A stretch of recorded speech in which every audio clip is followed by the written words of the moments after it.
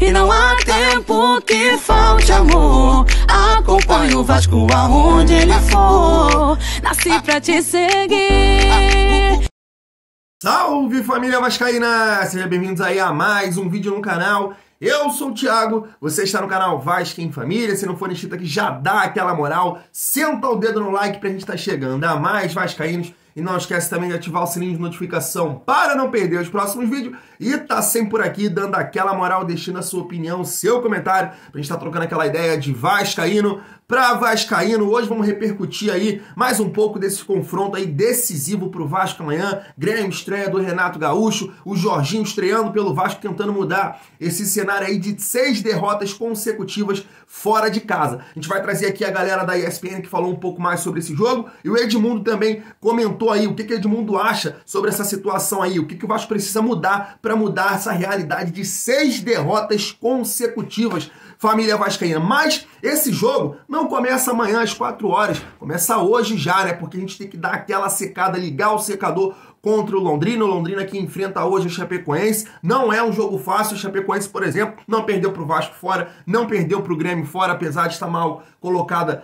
na competição. A Chapecoense vai dar trabalho sim para o Londrina, e pensando também que está a 1 ponto aí da zona de rebaixamento. Hoje a Chapecoense tem 32 pontos e o Vila Nova, que já jogou na rodada, está com 31. Então é a chance aí que a Chapecoense tem de se afastar um pouco mais ali do Z4. Então esse jogo, esse confronto já começa no dia de hoje para nós secarmos o Londrina. Já pensando, eu sempre estou falando aqui nessa matemática dos 3 jogos. Nesses 3 próximos jogos, o Londrina tem 2 confrontos em casa, 2 jogos em casa. Então leva a vantagem aí diante do Vasco. O Vasco joga 2 jogos fora, Grêmio e Cruzeiro. Então hoje, se a gente puder secar o Londrina não ganhando o seu jogo em casa, vai ser sensacional. E amanhã a gente tentar mudar essa realidade aí das 6 derrotas consecutivas. Vamos trazer aqui a galera da ESPN e o Edmundo para falar aí sobre esse confronto Grêmio e Vasco. Depois a gente passa aqui deixando a nossa opinião, contando com a sua também. Vamos lá. Mas aí nessa relação do Grêmio e Vasco da Gama, na briga pela classificação para subir, os dois estão ali vendo o Sport, que teve uma reação muito bonita, mas deu uma vaciladinha. Perigoso, e vendo o Londrina numa recuperação já mais frequente, chegando mais frequentemente com os resultados. E eles com essa obrigação agora de conquistar novamente esse espaço entre os 4 melhores. Eu costumo dizer aqui, Silas, que ganhar a Série B é legal, ser campeão da Série B? É legal. Mas não precisa, porque os 4 primeiros sobem. Então, o objetivo é entrar entre os 4 primeiros, permanecer entre os 4 primeiros, criar um espaço entre os 4 primeiros e o 5º colocado, o 6º colocado, para não correr risco. E eu acho que esse é o objetivo dos dois nesse momento. Porque eles também não têm muito espaço, nem muito tempo para poder trabalhar muito esses jogadores. Agora é aquela pegada do vamos ganhar, vamos ganhar. 11 jogos, hein, para confirmar a subida. Jogos. E os contratos dos dois até o final da temporada na Série B. Exatamente. Porque tem eleição no Grêmio e tem agora a SAF sendo implantada no Vasco da Gama. E o Jorginho subiu com o Vasco, né, João? Isso, ao lado do Zinho. Ao lado do Zinho, isso, ao lado do nosso tetra aqui. É verdade. Olha, o Grêmio, o Renato, aliás, uma novidade aí, um treino aberto para a imprensa. O que nos dias de hoje é bem raro. O Renato abriu o treino lá quinta-feira para a imprensa e naquele treino o Renato já definiu o time que vai jogar, hein, contra o Vasco. Breno Wilson, né, aquele experiente lateral direito, Jeromel, Bruno Alves e Diogo Barbosa. Vidia Sante, Bitelo. E aí o Campaz é o mais cotado para jogar, embora possa jogar o Lucas Leiva ou o Tassiano. Biel, Guilherme e Diego Souza. Esse é o time do Grêmio para o jogo de domingo. Se for essa escalação primeira com 2 meias e um volante, é um time muito ofensivo. Né? É um time muito ofensivo. Agora, se ele botar o Lucas Leiva um segundo volante, vai resguardar um pouquinho mais e dar a liberdade ali para o Campaz sair na armação. Mas eu acho que é um time... O time do Grêmio é um time de primeira divisão jogando na Série B. Diferentemente do que acontece com o Cruzeiro, do que acontece com o Vasco. Né? Eu acredito que Grêmio... O Cruzeiro já está classificado, já subiu. Já subiu. E que Grêmio e Vasco vão subir. Perfeito? E o que vai acontecer? Subindo, eles terão que fazer o que se chama no futebol de remontagem do elenco. Ah, mas esses jogadores não servem para jogar na Série A? Alguns sim. outros não, por conta do perfil de cada campeonato.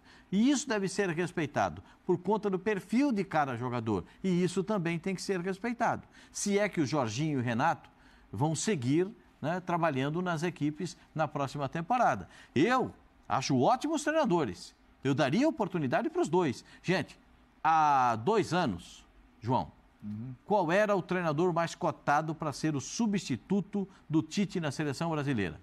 Há quanto tempo? Há 2 anos. Renato Gaúcho. Renato Gaúcho. Eu Se diria ganha- você se que é ganha- um ano, hein? Se ganha, Um ano, se quando ele ganha a começou no final, Flamengo, o se Flamengo ganha a bem, se ganha a Libertadores. final da Libertadores contra o Palmeiras, provavelmente. Você lembra aquele início dele no Flamengo? Muitas goleadas, o Flamengo, o Renato estava muito cotado. Estava muito cotado. Há um ano. E ele não é o mesmo Renato Gaúcho? É o Renato. Claro que ele é o Renato. O Jorginho é um treinador que tem muita capacidade. Veja o Atlético Goianiense. A recuperação do Atlético Goianiense na Copa Sul-Americana, como é que o time se recuperava? Fora de casa ia buscar o resultado, era uma loucura e o time estava ali jogando. O Campeonato Brasileiro tem que se recuperar. Aliás, Porque- né, Pascoal, o Jorginho já tinha ido na final da Sul-Americana com a Ponte Preta, né? Contra Já. o Lanús, né? Já tinha ido. Então, assim, tem muita experiência também. Conhece a competição, né? Então, o João, no meu entendimento, os dois vão se classificar para voltar à primeira divisão do futebol brasileiro. Que bom, hein? Que Mas bom. esse jogo entre os dois é bom de ver. É bom de ver. Domingo, 4 da tarde, Pascoal. É Vamos bom de ficar ver. de olho. Grêmio e Vasco da Gama. Mas qual que é o maior desafio do Vasco contra o Grêmio, você acha, Edmundo? Acabar com esse período, acho que esse é o maior desafio, acabar com o período negativo, né? São 6 derrotas seguidas. Os últimos 6 jogos que o Vasco jogou fora de casa, o Vasco perdeu. Amanhã tem alguns ingredientes, né? A estreia do Renato Gaúcho, né, comandando o Grêmio, e a estreia do Jorginho comandando o Vasco. O Vasco ainda não sabe se vai ter o Ignaldo, que está com a seleção brasileira sub-20, né? E aí tem o Jorginho tem dúvidas. Gostei muito de algumas declarações do Jorginho, dizendo que os laterais, que era a especialidade dele, vão ter que melhorar os seus aproveitamentos, né, de marcação e principalmente de cruzamentos. Então, quer dizer que os laterais vão chegar à linha de fundo. A dúvida de quem vai ser o armador, né, do time, se vai ser o Alex Teixeira ou o Nenê. Enfim, gostei de algumas coisas e acho que ele foi importante essa semana para ele trabalhar e fazer um time competitivo. O Grêmio é aquele chamado time grande, embora esteja na Série B, que joga e deixa jogar. Acho que isso é uma coisa positiva. A gente, às vezes, dá o palpite, né? Falando exatamente aí do Fábio Azevedo, a gente, às vezes, dá o palpite pelo coração. Mas acho que é um jogo para o Vasco ganhar, sim. Porque é na Arena, é um campo sensacional, um estádio bacana pra caramba. Talvez tenha um bom público por causa do retorno, né, do Renato Gaúcho. Enfim, mas é um time que joga e deixa jogar. Que tem os espaços. Então é a possibilidade aí de Marlon Gomes, de Andrei Santos, enfim, dos principais jogadores mostrarem o seu talento, o seu futebol e trazerem para o Rio aí, espantarem essa má fase, acabar com esse pequeno tabu. Eu costumo dizer que quanto mais tempo você tem de tabu, mais perto você está de quebrá-lo. Quem sabe isso não possa acontecer já no próximo domingo.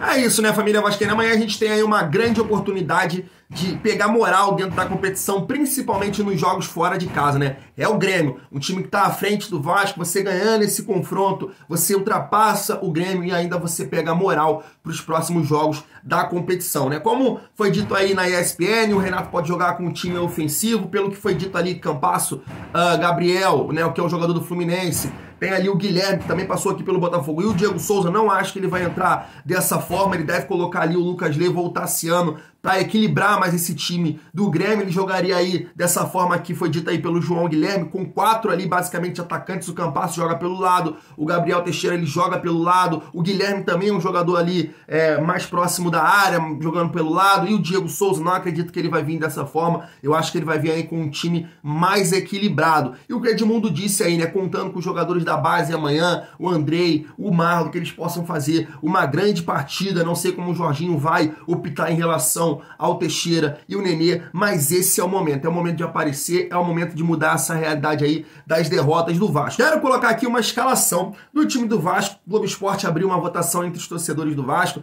e aí escolheram ali a melhor formação para o Vasco entrar no confronto contra o Grêmio, a formação que o Jorginho deveria usar no domingo. Se liga aí, tá na tela para vocês, quero ver se vocês concordam. Ó, Thiago Rodrigues, Quinteiro, Anderson Conceição, o Léo Matos, Edmar, Yuri Lara e Andrei Santos, Nenê, Marlon, na frente aí Teixeira e Figueiredo aí, né, tá num 4-4-2, mas pode ter aí diversas variações, né, família Vasco, de 4-3-3, 4-2-3-1, mas assim, basicamente, queria saber a sua opinião. Aqui no sistema defensivo, cara, eu concordo, acho que não tem melhor que esse time aí. Eu não gosto do Paulo Vitor, acho um jogador muito limitado e vinha falando isso aqui diversas vezes, só falei, pô, vamos dar uma chance pro cara, porque o cara vai vascaíno, mas ele é bola fraca. Léo Matos e Matheus Beireu, caraca, difícil falar isso, mas prefiro o Léo Matos. Na dupla de volantes aí, não tem outra, né? Yuri e Andrei, uma dupla perfeita aí. E na frente, que me incomoda um pouco, a gente não sabe se o Ignaldo vai poder estar aí com o Vasco, mas não acho que Nenê e Teixeira, principalmente nos confrontos fora de casa,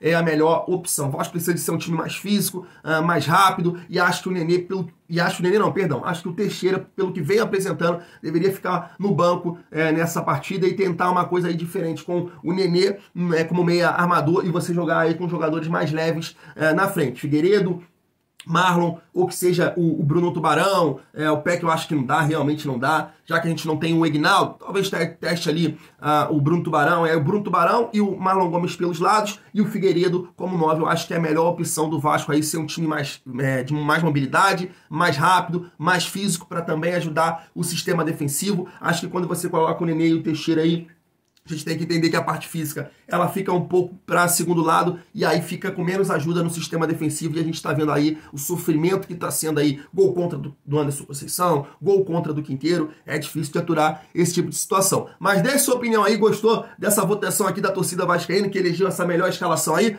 Conta aí nos comentários, vou ficando por aqui, tamo junto, e é muito bom ser Vasco.